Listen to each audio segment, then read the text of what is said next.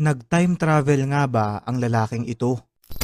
Mga kaibigan, ang video na to ay nakuha mula sa isang CCTV noong April 26, 2024. Ayon sa may-ari ng bahay, ay bigla na lang daw pumasok sa kanilang bakuran ang lalaking ito at pumunta sa isa sa mga gusali.